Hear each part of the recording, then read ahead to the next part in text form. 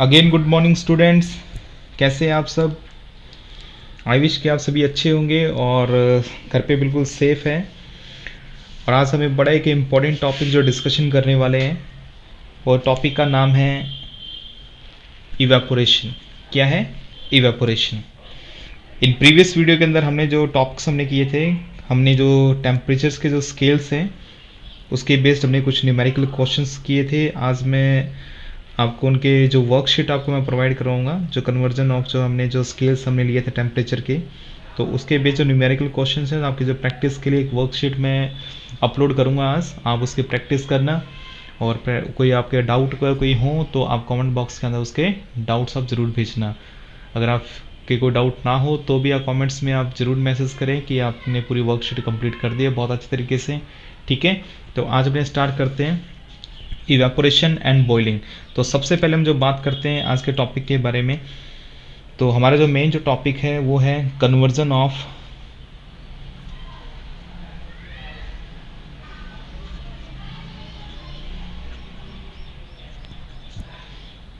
Conversion of liquid state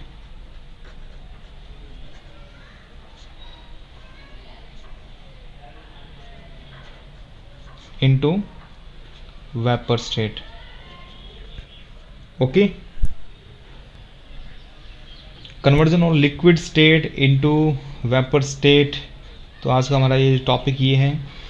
अब देखिए student, हमने जो प्रीवियस जो वीडियोस है उसके अंदर हमने स्टेट्स को इंटर कन्वर्ट करके देखा था कि हम जो स्टेट्स हैं, जो मैटर की सॉलिड लिक्विड गैस, इनको आपस में इंटर कन्वर्ट कर सकते हैं। ओके, अलग अलग कंडीशंस प्रोवाइड करवा के इनको इंटर कन्वर्ट किया जा सकता है। लेकिन आज का मेरा जो टॉपिक है वो स्पेशली किस पे डिपेंडेंट है? लिक्विड स्टेट को गैसेस स्टेट में या यू कैन से वेपर के अंदर बदलना। लिक्विड को हमने किस में कन्वर्ट करना है? लिक्विड को हमने कन्वर्ट करना है वेपर के अंदर। किसके अंदर? वेपर के अंदर। ओके, तो इस टॉपिक के ऊपर हम जो बात करने वाले हैं तो उसके ऊपर कुछ कॉन्सेप्ट होंगे जिसको आप आज अपने बहुत अच्छे से क्लियर करेंगे। तो वीडियो को लास्ट तक देखते रहें। तो अपने जैसे देखिए लिक्विड को जो वेपर में कन्वर्ट करना होता है तो यू नो दैट कि आपको पता होगा कि हम कैसे कर सकते हैं। टेम्परेचर को इंक्रीज़ करके या जो भी आप कंडीशंस प्रोवाइड करवा के उसकी काइनेटिक एनर्जी को इंक्रीज़ करके अपने क्या कर सकते हैं, उसको लिक्विड को वेपर में कन्वर्ट कर सकते हैं। तो इसके लिए देखिए दो हमारे पास में मेथड हैं। आप इनको दो तरीकों से आप इनको क्या कर सकते हैं,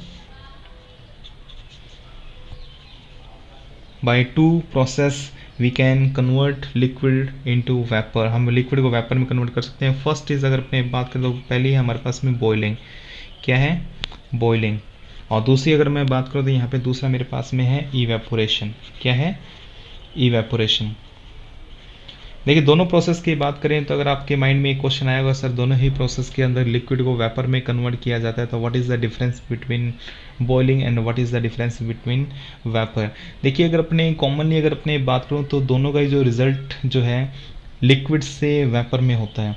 ठीक है, इसमें भी लिक्विड होगा, लिक्विड आपका आफ्टर दैट बॉइलिंग वेपर में कन्वर्ट होगा। इसमें भी आपका जो लिक्विड होगा after that evaporation process it will be convert into vapour. दोनों ही प्रोसेस में आपका जो रिजल्ट होगा, आपका जो प्रोडक्ट होगा वो क्या होगा? वेपर होगा। ठीक है, लेकिन इनकी जो प्रोसेस है वो आपस में काफ़ी ज़्यादा डिफरेंट है। आज हम उस प्रोसेस के बारे में हम काफ़ी अच्छी तरह से हम बात करने वाले हैं और मैं आपको ये कंपैरिजन करके आपको मैं टीच करवा रहा हूँ ताकि मेरा जो सोचना है या मेरा जो मानना है कि किसी भी टॉपिक को अगर कंपैरिजन करके अगर टीच करवाया जाए तो वो टॉपिक काफ़ी ज़्यादा आपके माइंड में या स्टूडेंट के माइंड में स्टेबल हो जाता है। ठीक है, क्योंकि स्टूडेंट क्या करता है, उसको कंपैरिजन करके देखता है कि अच्छा इसमें ये चीज़ होती है और इसमें ये चीज़ होती है।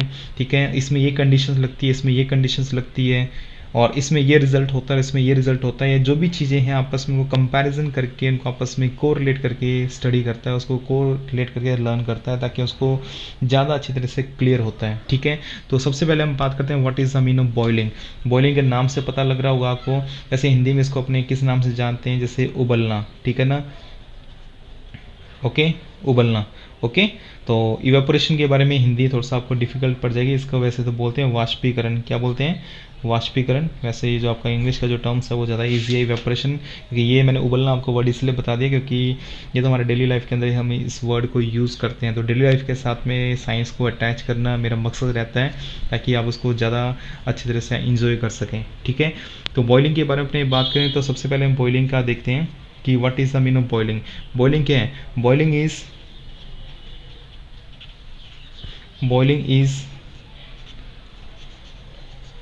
वेपोराइजेशन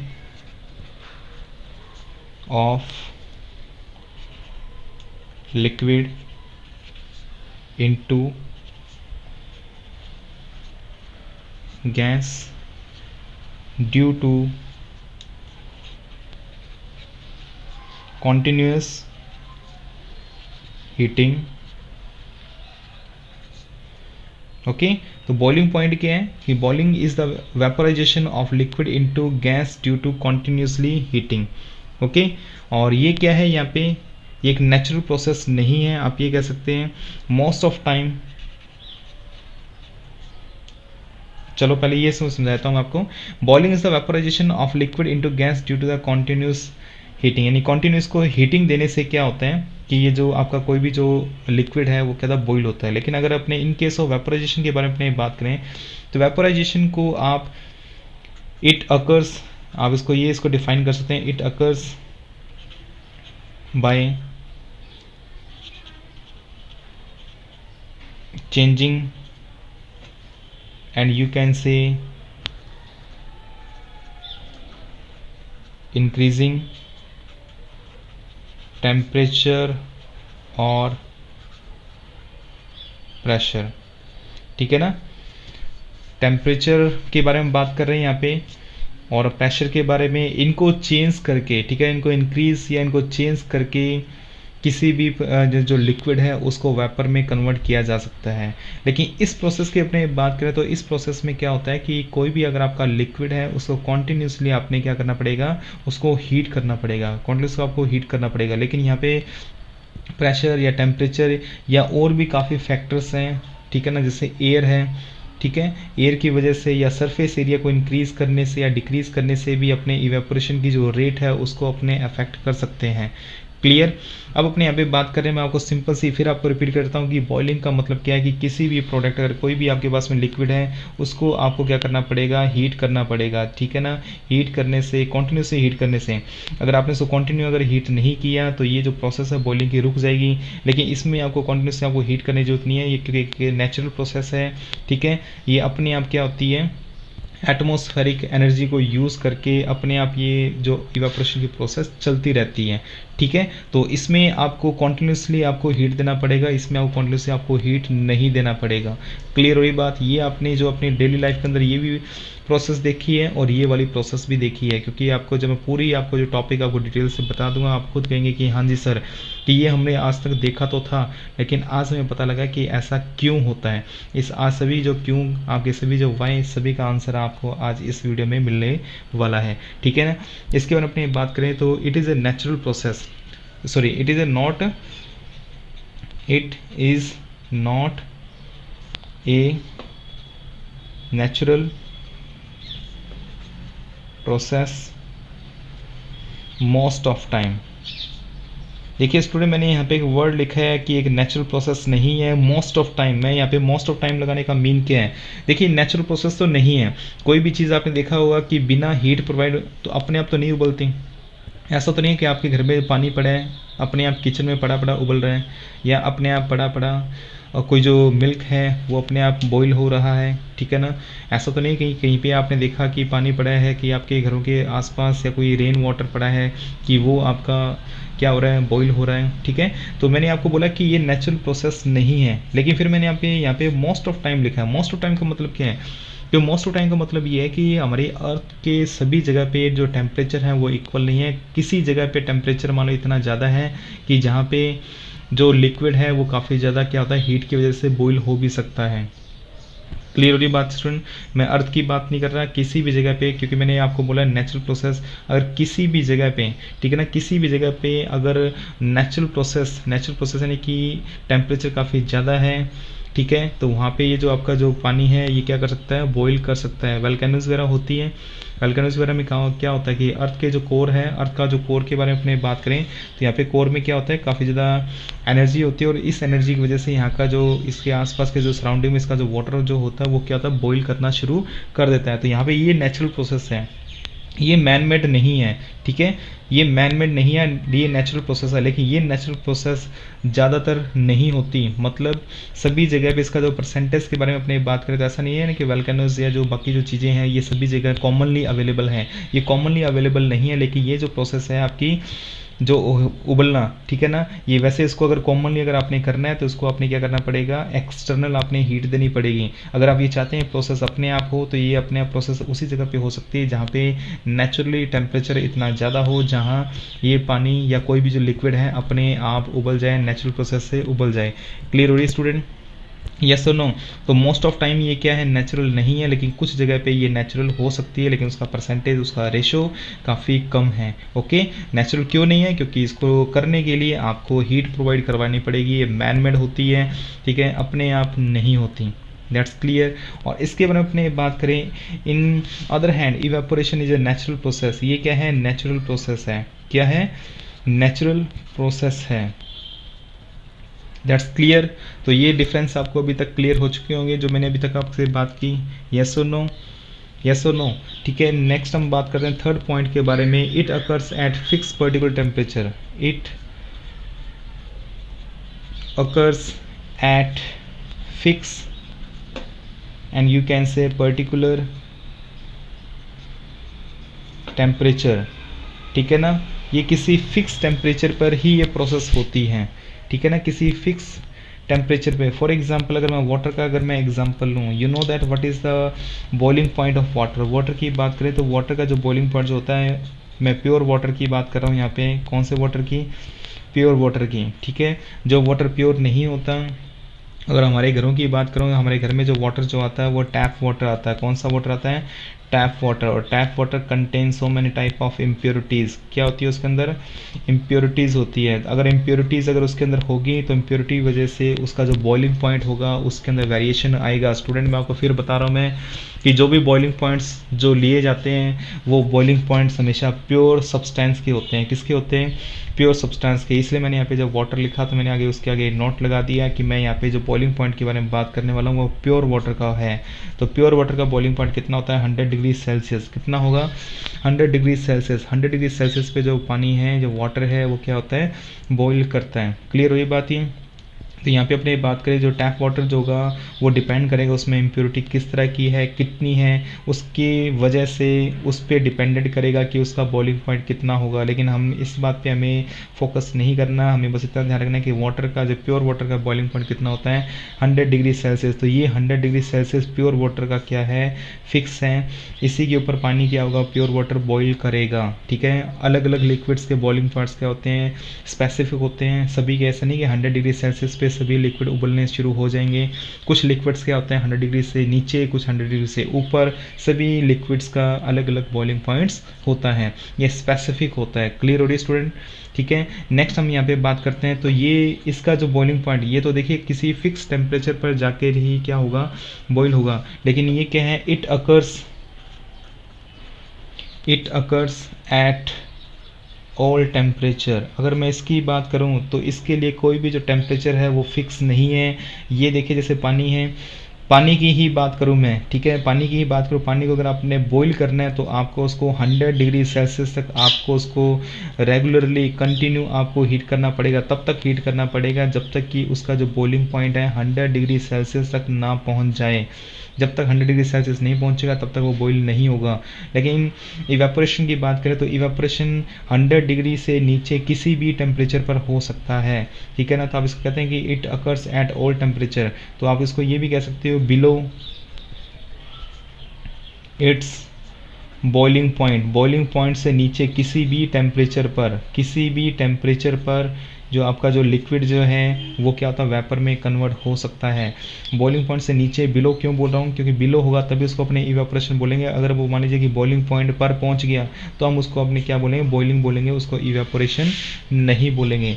क्लियर हो रही है स्टूडेंट? ठीक है, आपको हर एक जो चीज़, हर एक जो टर्म्स, हर एक जो वर्ड्स, हर एक जो सेंटेंस है उसको मैं क्लियर करते जा रहा हूँ ताकि आपके माइंड में बिल्कुल भी कुछ फ्रैक्शन ऑफ परसेंटेज आपका माइंड में डाउट्स नहीं होना चाहिए, ठीक है। आपके सारे डाउट्स यहाँ क्लियर हो जाने चाहिए। फिर भी अगर आपको कोई डाउट लगे तो कमेंट बॉक्स के अंदर आप अपने डाउट्स जरूर भेजें।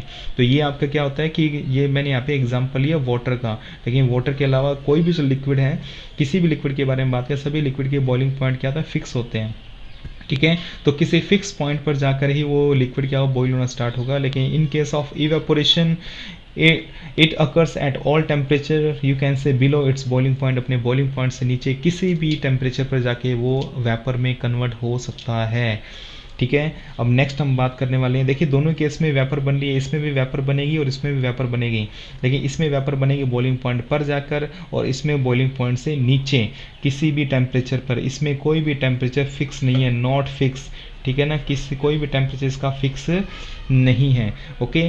नेक्स्ट हम जो बात करने वाले हैं, नॉट कॉज कूलिंग, ठीक है, नॉट कॉज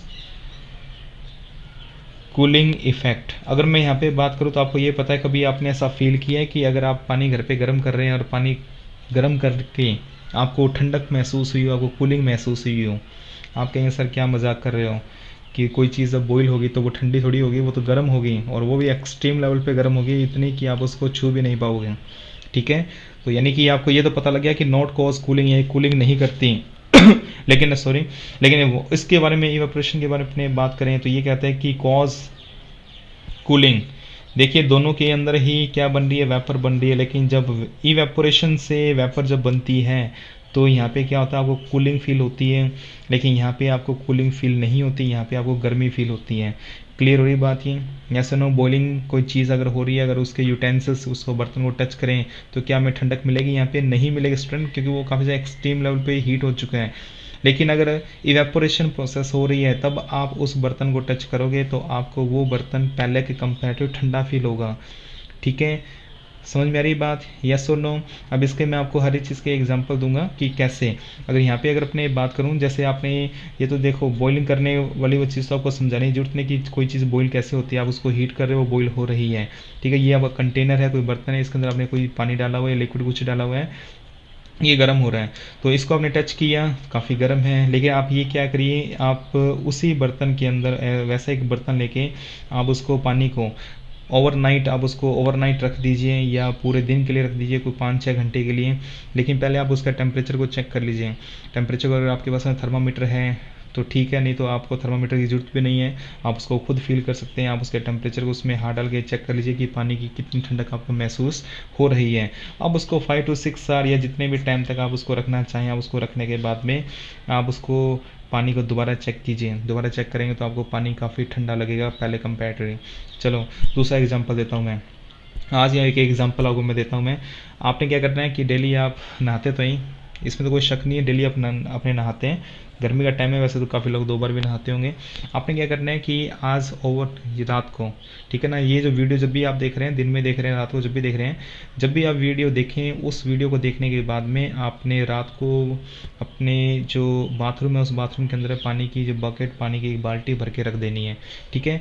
उस बाल्टी को आपने जब रखोगे तो उसके पानी को अपनी बॉडी के ऊपर गिर के देख लेना, एक मग, एक डब्बा पानी को अपनी बॉडी पे, पैर पे, हाथ पे, कैसे भी उसको फील करके देख। बस फील करने का मतलब ये है कि आप उसके टेम्परेचर को चेक कर लेना कि आपको टेम्परेचर कितना फील हो रहा है।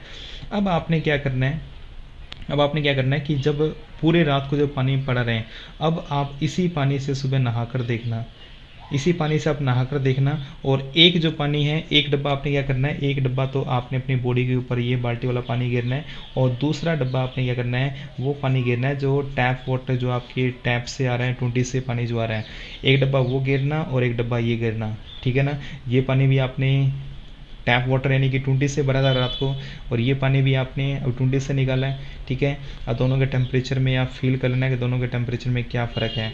ये जो पानी है आपके टैप वाटर में, आपकी जो ऊपर जो टैंकी है वहाँ से, टैंकी आपकी क्लोज है तो वहाँ पे इवेपोरेशन हुआ नहीं, तो पानी आपका क्या है, गर्म है।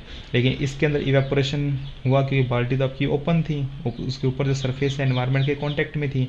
तो जैसे आप इसकी जो पानी के, आप इसके एक डब्बा आपके ऊपर बॉडी पे गिरोगे, आपको फील हो जाएगा कि दोनों के टेम्परेचर में काफ़ी ज़्यादा डिफरेंस है। क्यों है? क्योंकि इसके अंदर क्या हुआ है, इवेपोरेशन हुआ है। क्या हुआ है? इवेपोरेशन की वजह से कूलिंग इफेक्ट आपको यहाँ पे फील हो रहा है। क्लियर हो रहा है स्टूडेंट? यस और नो? ओके, ठीक है। तो आपको ये चीज़ आपको इस तरह से क्लियर हो चुकी है। नेक्स्ट हमने जो बात करते हैं, हमारा जो नेक्स्ट जो पॉइंट है, next point, it bulk phenomenon या फिनोमिना आप इसको कह सकते हो, लेकिन इसके बारे में अपने बात करें तो इट इज़ ए सरफेस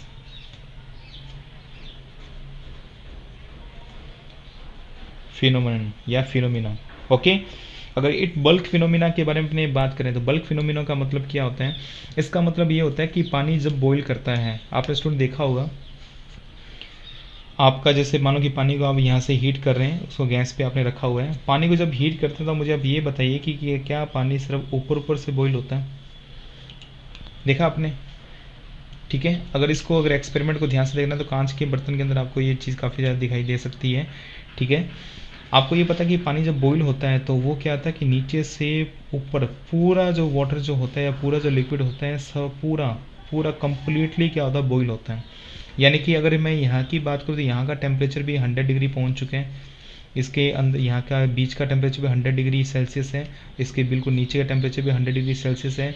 जब तक कि ये सारा वाटर पूरा वेपर में कन्वर्ट ना हो जाए तब तक इसके पूरी बॉडी का जो टेम्परेचर 100 डिग्री सेल्सियस है, और पानी पूरा नीचे से ऊपर तक पूरा उबल रहा है। ऐसा नहीं कि सिर्फ पानी ऊपर ऊपर से उबलता है, पूरा जो कंटेनर के अंदर पानी है सारा उबलता है। लेकिन अगर इन केस ऑफ अगर मैं यहाँ पे बात करूँ इवेपोरेशन की बात करूँ तो इवेपोरेशन में ये जो पानी पड़ा है, इवेपोरेशन में क्या होता है, जो आपका जो वाटर जो होता है, वाटर सिर्फ सरफेस से क्या होता है, सरफेस से इवेपोरेट होता है, ओनली फॉर सरफेस। सरफेस का मतलब है कि जो हिस्सा उसका एनवायरनमेंट के कांटेक्ट में है, यानी जो हिस्सा उसका एनवायरनमेंट के कांटेक्ट में है, सिर्फ उसी हिस्से से क्या होगा, वाटर इवेपोरेट होगा या लिक्विड इवेपोरेट होगा। ये नीचे वाला जो हिस्सा, ये जो आपका है जो सरफेस, ये जो हिस्सा जो होगा जो एनवायरनमेंट के कांटेक्ट में नहीं है, क्योंकि यहाँ पे जो एक बैरियर आ चुका है, दीवार आ चुकी है, लेकिन यहाँ पे कोई दीवार नहीं, यहाँ से पानी या कोई भी लिक्विड ओपन है जो एनवायरनमेंट के कॉन्टैक्ट में आ रहा है, तो सिर्फ ऊपर ऊपर से यानी सरफेस से जो आपका लिक्विड होगा वो वेपर में कन्वर्ट होगा। लेकिन यहाँ की बात करें तो यहाँ पे पूरा जो लिक्विड होगा वो क्या होगा, वेपर में कन्वर्ट होगा। ठीक है स्टूडेंट, क्लियर हो रही बात ये? तो पूरा वाटर जो है आपका या पूरा जो लिक्विड है, पूरी बॉडी, यानी आप इसे कह सकते हो कंप्लीट बॉडी, कंप्लीट उसकी जो बॉडी है, कंप्लीट बॉडी क्या करेगी, उसकी बॉईल करेगी। लेकिन यहाँ पे उसकी कंप्लीट बॉडी बॉईल या कंप्लीट बॉडी वेपर में कन्वर्ट नहीं हो रही, बस ओनली जो सरफेस जो एनवायरनमेंट के जो कांटेक्ट में होगा, जो एनवायरनमेंट के टच में होगा, सिर्फ वही क्या होगी, सरफेस से ही जो आपकी वेपर बनेगी लिक्विड की, बाकी एरिया से वेपर नहीं बनेगी। ठीक है, ठीक है स्टूडेंट। तो यहाँ आज की वीडियो यहीं तक ही। अपने ये जो टॉपिक है जो रनिंग में जो चल रहा है आज, इवेपोरेशन एंड बॉइलिंग, ये अपने नेक्स्ट वीडियो में अपने कंप्लीट करेंगे, क्योंकि वीडियो की जो लेंथ है काफ़ी ज़्यादा हो रही है और मैं चाहता हूँ कि वीडियो शॉर्ट बनाई जाए ताकि जो टॉपिक जितना मैं करवाऊँ उतना टॉपिक आपको वहाँ तक क्लियर हो जाए। ठीक है स्टूडेंट, तो आज के टॉपिक यहीं तक अपने फिनिश करते हैं। ये टॉपिक अभी रनिंग में है आपका इवेपोरेशन बॉइलिंग, इस टॉपिक को अपने नेक्स्ट वीडियो में इसको अपने कंप्लीट करेंगे। और वीडियो कैसी लगी, अगर आपको अच्छी लग रही है तो लाइक करें, सब्सक्राइब करें और बेल आइकन को दबाना ना भूलें। ठीक है, कमेंट्स ज़रूर करते रहिए ताकि आपकी एक्टिविटी का भी पता लगता रहे कि आपको टॉपिक्स कैसे लग रहे हैं, वीडियोस कैसे लग रही है। अगर आपके सजेशंस हैं तो वो सजेशन भी आप ज़रूर भेजिए। ठीक है, जल्दी मिलते हैं न्यू वीडियो के साथ में, तब तक जय हिंद, जय भारत।